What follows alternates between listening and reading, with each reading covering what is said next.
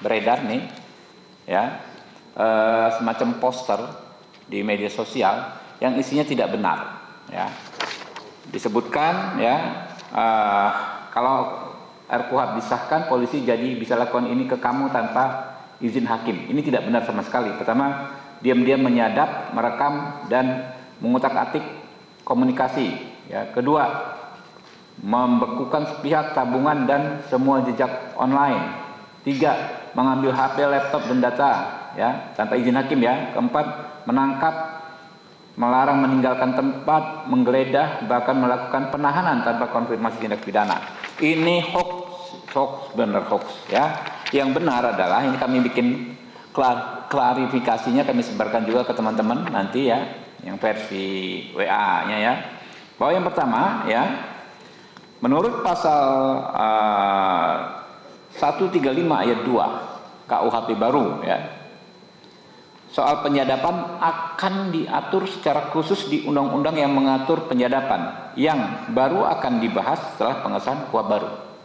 Jadi belum ada penyadapan itu, memang ada hak upaya paksa penyadapan, tapi pelaksanaan dan pengaturannya akan diatur dengan undang-undang tersendiri soal penyadapan yang akan dibahas kalau KUHP-nya disahkan. Nah, tapi secara umum, ya, saya komunikasi lintas fraksi di Komisi 3, ada Pak Nabil, ya, fraksi Nasdem, Pak Bimantoro fraksi Partai Gerindra, ya. Semua fraksi menyadari bahwa penyadapan itu harus diatur secara hati-hati dan harus dilakukan dengan izin pengadilan. Jadi undang-undangnya belum ada, tapi sikap politiknya sudah ada, ya, soal penyadapan. Lalu menurut pasal 139 ayat 2 KUHP, semua bentuk pemblokiran, ya kan, kayak tadi ini kan, pemblokiran rekening, ya, pemblokiran data online, medsos dan lain sebagainya, ya, dilakukan, ya, dengan mendapatkan izin hakim 139 ayat 2. Lalu menurut pasal 44 KUHP baru, semua bentuk penyitaan, nah ini soal handphone, laptop, disita itu, ya, tanpa izin hakim. Menurut pasal 44 KUHP baru, semua bentuk penyitaan harus dilakukan dengan izin Ketua Pengadilan Negeri. Nah, soal penangkapan, tadi katanya bisa ditangkap tanpa konfirmasi tindak pidana. Ini mengacu kepada bahwa penyelidik atas perintah penyidik bisa melakukan penangkapan. Sebetulnya pengaturannya begini, ya. Pertama, penangkapan itu harus dilakukan setelah adanya penetapan tersangka.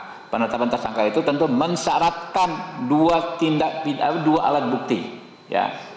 Lalu penahanan itu, ya, syaratnya ini jauh lebih berat, ya, jauh lebih objektif dibandingkan dengan apa yang diatur di KUHP Orde Baru, ya.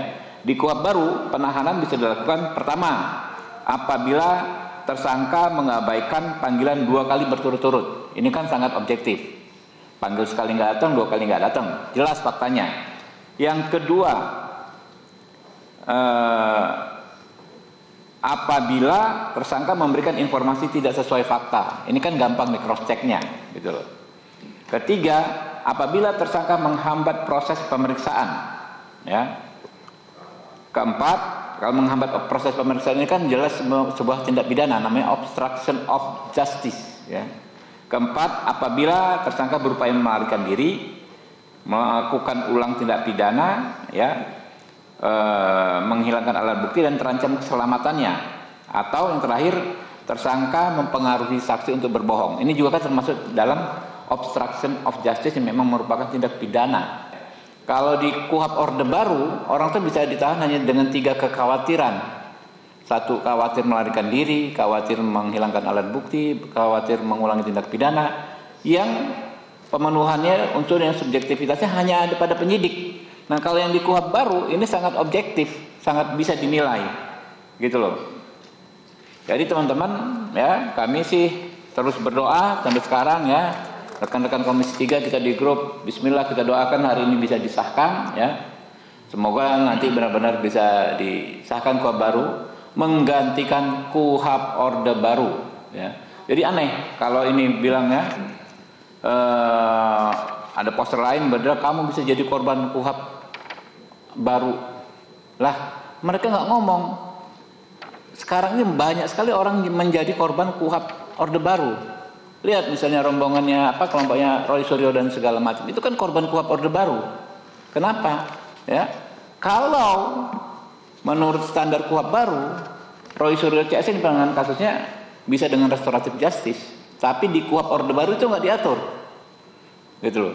Kalau menurut KUHP baru, ya, terhadap Roy Suryo dan kawan-kawan itu sangat sulit untuk dikenakan penahanan karena syaratnya sangat objektif. Hampir nggak mungkin ditahan, orang-orangnya jelas semua, nggak lari dan lain sebagainya. Tapi kalau menurut KUHP Orde Baru ada peluang dia ditahan sewenang-wenang. Pak Roy Suryo dan kawan-kawan ini. Jadi yang darurat itu adalah bagaimana kita mencabut KUHP Orde Baru. Yang emergensi panggilan darurat itu bagaimana segera menghentikan KUHP Orde Baru. Sudah terlalu banyak korban KUHP Orde Baru ini, ya, mulai dulu kemarin Pak Egy Sujana dan lain sebagainya, itu kan korban KUHP Orde Baru. Ya, kita terus ikhtiar ya teman-teman, agar memang nanti bisa segera disahkan. Jelajahi cara baru mendapatkan informasi. Download Metro TV Extend sekarang.